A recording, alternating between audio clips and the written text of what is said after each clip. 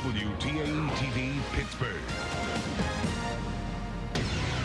Right now, Channel 4 Action News is everywhere.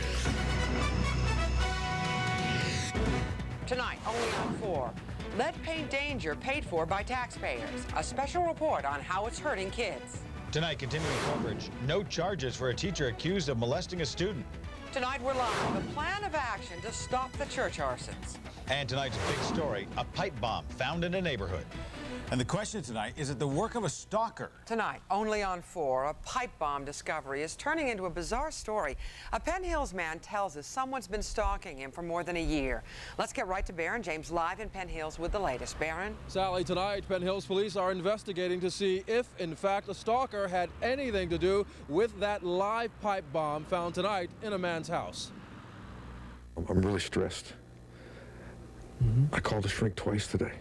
I can't show you his face because this is a man living literally in fear for his life. And his living hell, as he calls it, did not start when he checked his mail Thursday afternoon and found a loaded pipe bomb. How big was it? Show me with your hands how big it was. It was perhaps 2 inches in diameter. It was made of metal. Probably 1.5 feet long. Inside my mailbox, stuffed inside my garage door. the good news. The bomb squad, the ATF, and police came to the rescue. The county bomb squad had taken the device out of the area where it was, rendered it safe at that point. If only this had been the only potentially deadly episode for this 61-year-old man. Tonight's episode with the pipe bomb, do you know why and how that ended up in your mail slot in your garage? I've been terrorized by a female for 1.5 years. Give me an idea of some of the threats. Verbally by phone, exposing a weapon at me. Stalked? Yes. But I can't get any relief because I'm a male. You notice the man's leg, the soft cast around his knee. Well, he claims he is the victim of a recent hit and run. He's got a civil lawsuit pending against his alleged stalker. Criminal charges could follow. In Penn Hills Live, Baron James. Back to you, Sally, in the studio. Okay, thanks, Baron. Very Scott. Wow. 5 churches burned and still no suspects. Tonight, fire companies are on alert, trying to prevent further catastrophe. Our Michelle Wright talked to several local fire chiefs. She's live in Elizabeth Township with their plan of action. Michelle, tell us about it. Scott, what a firefighter's frustration. They know an arsonist is out there targeting local churches, and all the fire companies can do is wait for the call. But tonight, the fire chiefs got together to develop a plan of action. We were at the fire across the river at the church. Elizabeth Township fire chiefs are working together to protect local churches. An arsonist has hit 5 area sanctuaries, setting fires in the middle of the night. It's frustrating and dangerous. It's been scary. You know, somebody out there is burning churches, and it's not right. And every time we go, you know, usually if it's an arson, you're putting firefighters' lives in danger due to the fuel that they use. Firefighters from all 8 Elizabeth Township companies plan to meet with church leaders to talk about the best ways to protect the buildings, like keeping lights on at night, raising community awareness, and keeping people out of the churches at night. Make sure that the preachers know not to place anybody in the churches to protect the churches. We don't need to find dead people in there if they decide to start burning them. The hardest part is knowing someone is out there ready to strike again at any time. You just don't know where the next one's going to be, when it's going to be, and hopefully the guy's going to get caught, or the person that's doing it's going to get caught. Now, the churches in this area plan on holding a meeting March 2nd to talk about how they can protect themselves. And the fire chiefs I talked to tonight say they want to attend that meeting to pass along these suggestions. In Elizabeth Township, Michelle Wright, Channel 4 Action News. Okay, Michelle, thank you. Tonight, 23-year-old Jason Lorelli is in a San Francisco area jail charged with murder. Police say he stabbed Westmoreland County teenager Lisa Marie Shirley to death. They found her body in a cave in Bell Township, Westmoreland County. She had been missing for a week. No word on when Lorelli will be extradited back to Pennsylvania. Homicide. Washington County cops are investigating the murder of a Monongahela man. Someone found 67-year-old Clyde Hayward Hefner dead in his apartment. Police say he died of blunt force trauma. So far, no suspects in custody. A judge throws out molestation charges and sets a teacher free. The surprise ruling, one of the other big stories we cover today. After viewing hidden camera videotape taken inside this elementary school, a district justice has dropped all charges against teacher Joseph Doherty. Doherty was accused of indecent assault and corruption of a minor. The judge said he saw no evidence of any inappropriate behavior on the tape. I'm Sheldon Ingram, following the trial of the inmates who escaped from Western Penitentiary last year. Today, they started their trial, and Andrew Heim, one of the inmates, wanted to fire his attorney. He claims his attorney did not explain to the jury why he escaped, alluding to the poor conditions at Western Penitentiary. I'm Mike Clark in the newsroom. We followed Pittsburgh area transplant patients and their families to Washington, D.C. They left early this morning to make their case for a better system to distribute organs. In Washington, they brought flowers to represent transplant patients who have died waiting for organs. Now, since 6, testimony ended without a decision in the coroner's hearing into Joey Benton's death. Benton died in a shootout with police last December in Garfield. 9 officers testified at today's hearing. They say Benton fired first and had 2 guns and 2 boxes of ammunition on him. The autopsy suggested the fatal gunshot wound was self-inflicted.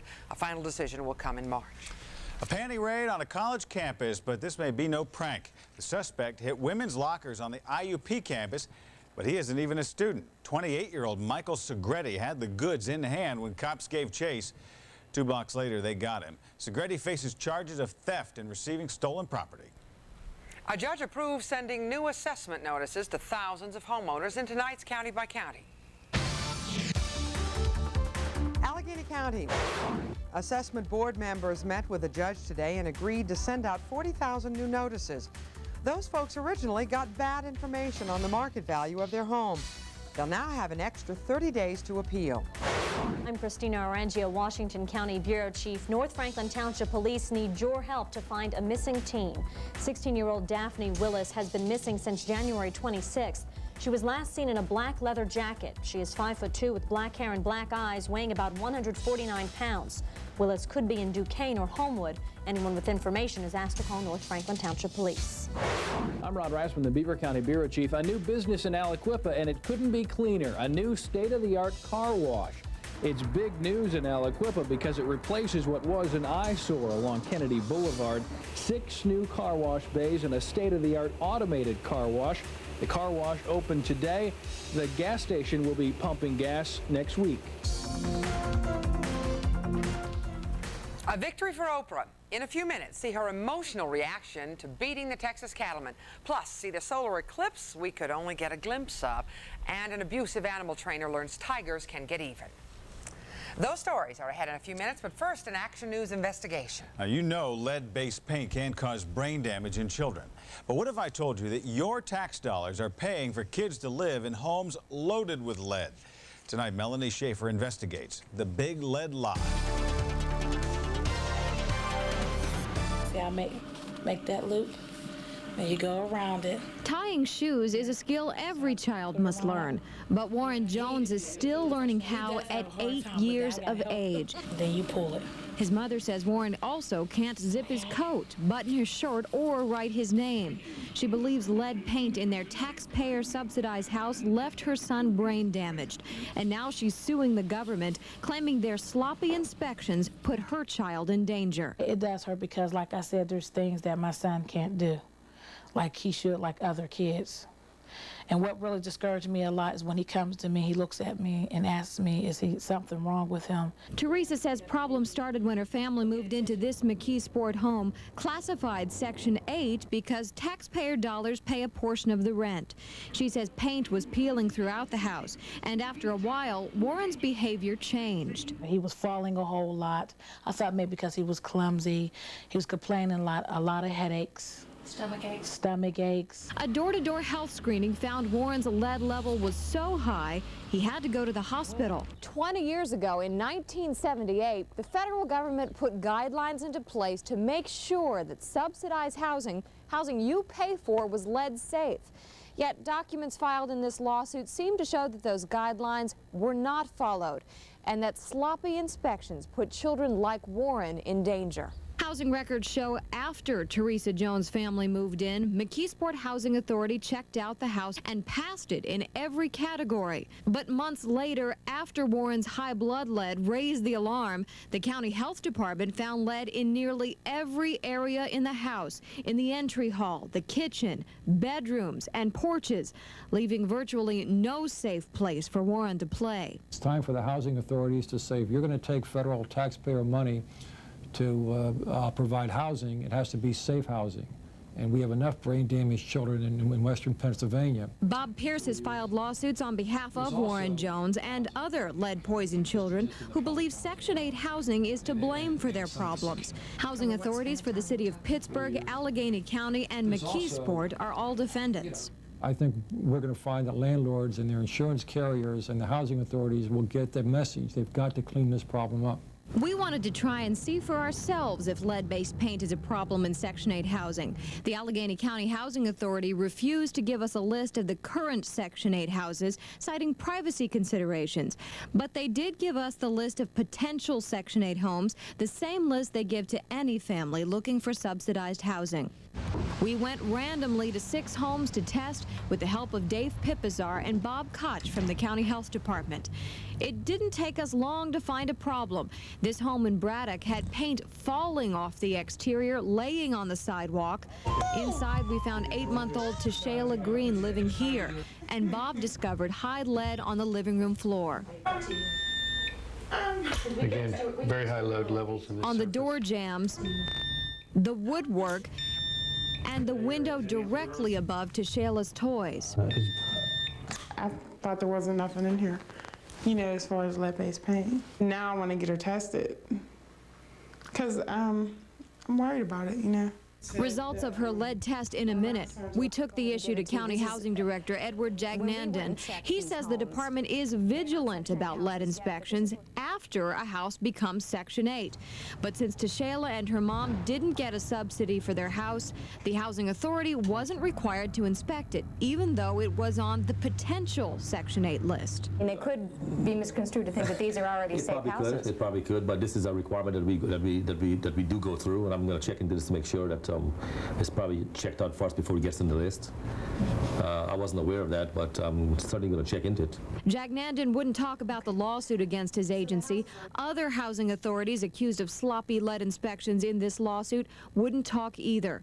Back to Tashayla, her lead test came out negative, but the county is now assisting the landlord in cleaning up the lead hazard.